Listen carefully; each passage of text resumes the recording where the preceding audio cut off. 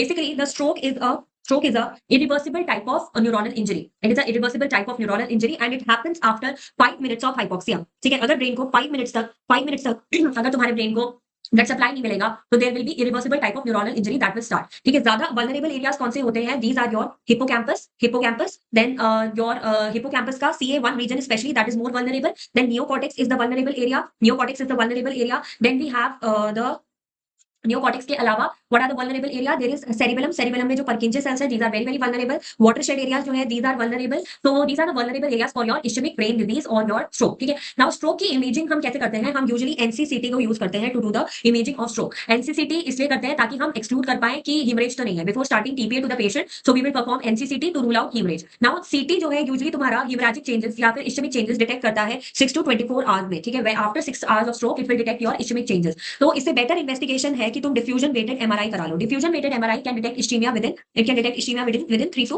30 minute. That is important, 3 to 30 minutes. ठीक है, अब histological features are very very important time since ischaemic stroke. So अगर सिर्फ 12 से 24 घंटे हुए हैं स्ट्रोक हुए हुए, so eosinophilic cytoplasm will be there, pyknotic nucleus will be there, red colour के हो जाएंगे न्यूरॉन्स तुम्हारे. ठीक है, 24 to 72 आवर्स हो गए अगर स्ट्रोक हुए तो नेक्रोसिस होने लगेगा, न्यूट्रोफिल्स आने लगेंगे. 3 to 5 डेज हुए हैं स्ट्रोक हुए हुए तो माइक्रोफेजेस आने लगेंगे. 1 to 2 वीक्स में रिएक्टिव ग्लायोसिस शुरू हो जाएगा, वास्कुलर प्रोलिफरेशन हो जाएगा, एंड मोर देन 2 वीक्स में तुम्हारा ग्लायल स्कार बन जाएगा. ठीक है, now this image, look at this image, this is the type of ischaemic stroke. This image is a type of ischaemic stroke. इसमें तुम्हें कुछ हाइपोएटेन्यूएटेड एरिया दिख रहा है, that is your area of ischaemia. Now ischaemic stroke में क्या होता है? जब ब्रेन पैरेन्काइमा का इंफाक्शन हो जाता है तो उस रीजन का लिक्विफैक्टिव नेक्रोसिस होना शुरू हो जाता है. There are 3 types of ischaemic stroke. There is thrombotic stroke, there is embolic stroke and there is hypoxic stroke. Now thrombotic stroke होता है जब तुम्हारा क्लॉट बन जाए directly at the site of infarction, that is your MCA के region में अगर clot बन जाता है, usually over the ruptured atherosclerotic plaque, that is your thrombotic type of stroke.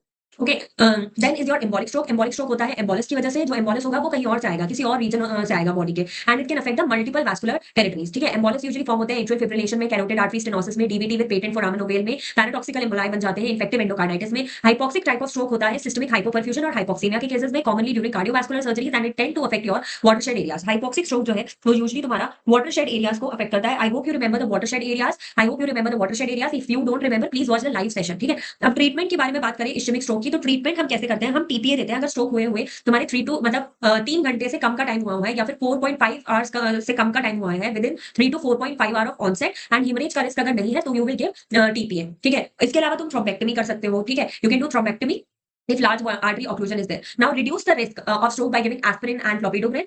You can do optimum control of blood pressure.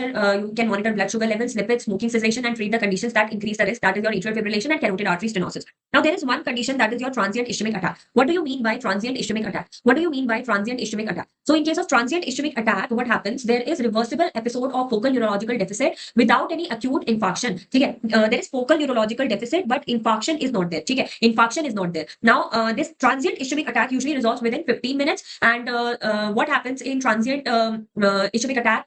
Usually there can be small vessel stenosis and an embolus that is causing your transient ischemic attack, and that can also present with amaurosis fugax. I hope you know what amaurosis fugax is. Amaurosis fugax is transient visual loss due to retinal artery emboli from the carotid artery disease. ठीक है, अब ये हो गया तुम्हारा this was about the stroke. ठीक है, ischemic stroke. Now we will study about the cerebral edema.